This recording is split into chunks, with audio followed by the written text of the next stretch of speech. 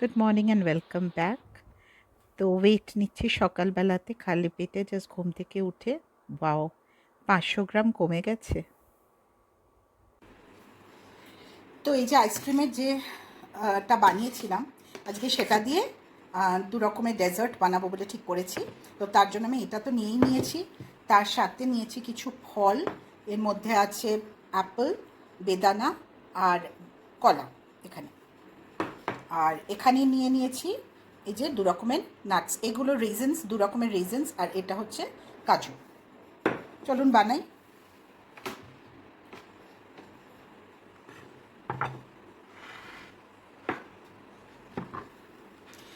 তো এই যে এখানে আমি মাটির পাত্র নিয়ে নিয়েছি, এইগুলো ছোট, এটা একটা বড়। এর মধ্যে বানাবো হচ্ছে আমি কুলফি। আর এইটার মধ্যে আমি করব হচ্ছে কাস্টার্ড, যেভাবে অ্যাপেল দিয়ে নানা রকম ফ্রুটস দিয়ে করে কাস্টার্ড বানাবো দুটো বাটিতে, আর এগুলোতে কুলফি। চলুন বানাই। কুলফির জন্য তো আমি জাস্ট এগুলো ঢেলে নেব।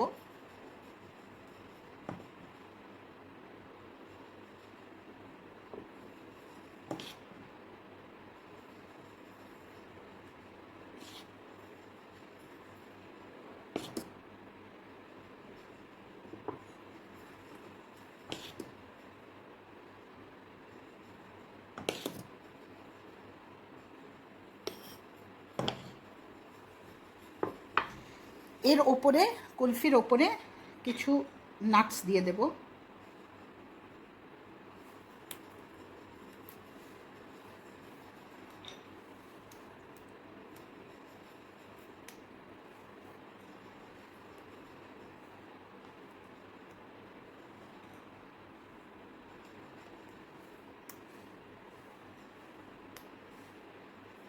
এগুলোকে এবার দিয়ে দেবো হচ্ছে ডিপ ফ্রিজে। আর এই দুটোতে বানিয়ে ফেলি কাস্টার্ড। কাস্টার্ডের জন্য আমি এই মিক্সটার ভেতরেই সমস্ত ফ্রুটসগুলো দিয়ে দেব।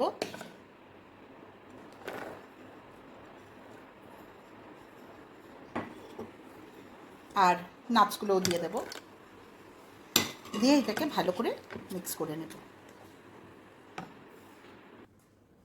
আচ্ছা, এবার এগুলোকে জাস্ট এই বাটির মধ্যে ঢেলে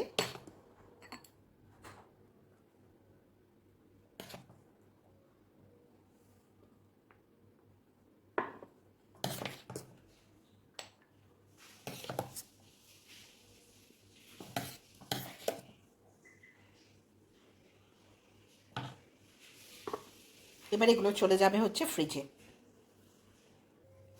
এই দুটোকে দিয়ে দিচ্ছে নর্মাল ফ্রিজারে, আর এই তিনটে ডিপ ফ্রিজে। এখন বাজে 2:30। বন্ধ করি, নাহলে কিছু শোনা যাবে না। তো এখন বাজে 2:30, আর আমার মোটামুটি রান্নাবান্না শেষ, যদিও আমার এখনও চান হয়নি, চানটা পরে করছি। মিস্টার রায়কে খেতে দেবো, কারণ এই গরমে না একটু তাড়াতাড়ি খেতে দিলে হজমটা ভালো হবে। আর উনি নিজেও চাইছে, খিদে টিদে পেয়ে গেছে বোধহয়। তো সেই জন্য আমি শুধু এখন বড়াটা ভাজবো, ভেজে ডালের সাথে একটুখানি পেঁয়াজি করব। সে পেঁয়াজিটা দিয়ে তাহলে আমি লাঞ্চটা সার্ভ করে দিয়ে তারপরে চা নিয়ে যাবো।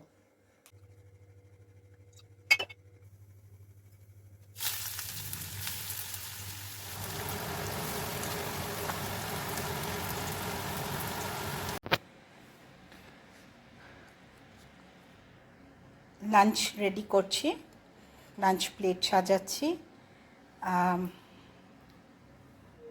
রাইস, তার সাথে দেব একটা লেবু, ডাল আর পেঁয়াজি ডালের সাথে খাওয়ার জন্য। এর সাথে থাকছে পটল আলু চিংড়ি দিয়ে একটা ঝোল, চাটনি আর টক দই।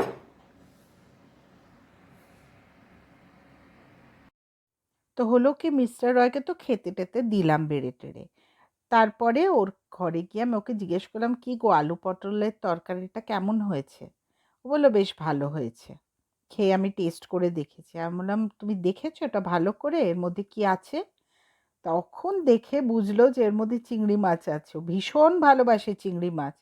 আমি ওকে না জানিয়ে চিংড়ি মাছ এনে এটার মধ্যে দিয়েছি। খেয়ে তো খুব খুশি হয়ে গেছে। তা আমি বললাম, কেমন লেগেছে খেতে? বলল, খুব ভালো হয়েছে। তা আমি বললাম, ঠিক আছে, খাও। তো বললো, এত বড় বড় চিংড়ি মাছ তুমি কখন আনালে? কার কাছ থেকে আনালে? আমি বললাম, যে আমাদেরকে দিয়ে যায় চিংড়ি মাছ, মাছ যে দিয়ে যায়, যে ছেলেটি, সেই এসে দিয়ে গেছে। তো এরকম টুকটাক সারপ্রাইজ আমি ওকে দিতে থাকি। এখন বাজে 4:30 মতন। দুপুরবেলা আর ঘুমালাম না। এই যে এগুলো দেখছেন না, ডেকোরেটিভ পিসেসগুলো, এগুলো কিন্তু তালপাতার বানানো। আমরা যখন পুরুলিয়া গেছিলাম, তো থুরগা ড্যাম যখন ঘুরতে গেছি, থুরগা না তুরগা ড্যাম এরম কিছু একটা নাম, সেখানে ছোট ছোট বাচ্চারা এগুলো বানিয়ে বানিয়ে বিক্রি করছিল। তো খুব একটা বেশি দাম না, 20 টাকা 10 টাকা এরম করেই ওরা নিচ্ছিল। আহা, বাচ্চাগুলো ভালো করে খেতে পারে না, ওই জন্য আমরা ওদের কাছ থেকে নিলাম। ওদের এইটা বিক্রি করে হয়তো কিছু পয়সা হয়। আর এই দেখুন, আজ কালকে অত জল দিলাম, আজকে দেখি এই গাছটা একদম নুয়ে যাচ্ছে। অত দেখুন, এই গাছটার দেখুন নিচে তলায় জল জমে আছে। এটার অতটা টানে না, বাট এই গাছটায় ভীষণ টানে, এই অপরাজিতা গাছটা। আর এই গাছটা তো চন্দ্রমল্লিকা, এই দেখুন ছোট ছোট নয়নতারার কি চারা হয়েছে, নিজের থেকেই গজিয়েছে। আর এইটা হচ্ছে ওই যে চন্দ্রমল্লিকা গতদিন দেখালাম, মাদার প্লান্ট, ওটার থেকে চারা বসানো। এইটা আগামী বছরে আবার ভালো ফুল দেবে হয়তো, দেখা যাক। এখন তো একটু জল ভরে নিয়ে গাছগুলোতে দিয়ে দিই। উফ বাবা, যা গরম! আমাদেরই জলের তেষ্টায় গলা শুকিয়ে যাচ্ছে। তো ওদের বা কেন দরকার পড়বে না জল? যাই হোক, যেটুকু দরকার, যার দরকার তাকে দিয়ে দিই। আর বাকিদের যাদের দরকার নেই তাদের দিলে আবার যদি গোড়া পচে যায়। এমনিতেই আমাদের মালিটা বলেছে যে ওপরটা শুকানো হলে তবেই জল দেবেন। ওপর যদি ভিজে থাকে, মানে মাটির ওপর যদি ভিজে থাকে, তাহলে আর জল দেবেন না। যাই হোক, এই বারান্দার গাছগুলো সব সতেজ, আর নিচে জলও আছে। আর বিকেলবেলাতে না এই জায়গাটা এত ভালো লাগে, বাচ্চারা দেখুন সব নিচে খেলছে। আর এখান থেকে না আমাদের ভিউটা খুব সুন্দর, দেখুন একটা উন্মুক্ত আকাশ দেখা যায়, দেখেছেন? আচ্ছা, এই গাছগুলোতেও এসে একবার দেখে নিই। না, এগুলোতেও জল আছে। আর এই জেড প্লান্টটা না, এটা 2 বছর হয়ে গেল, এখন গিয়ে দেখছি বেশ হাত পা বড় হচ্ছে ডালপালাগুলো, আর সতেজ হয়ে আছে। চলুন, আজকে যে আইসক্রিমটা বানিয়েছিলাম, সে আইসক্রিমের ব্যাটার দিয়ে তো 2 রকমের ডেজার্ট বানালাম। তো এটা সেই কুলফিটা দিই মিস্টার রয়কে, দেখি কি বলে খেয়ে। গন্ডগোল তো পাকিয়েছি, কিন্তু বাট এটা তো ভালোই জমেছে দেখছি। এখন দেখুক, খেয়ে বলুক কেমন হয়েছে, দিয়ে আসি।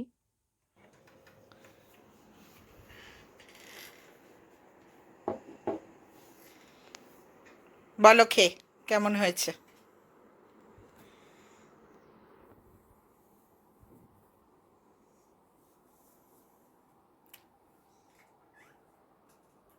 হ্যালো। দারুণ দারুণ দারুণ।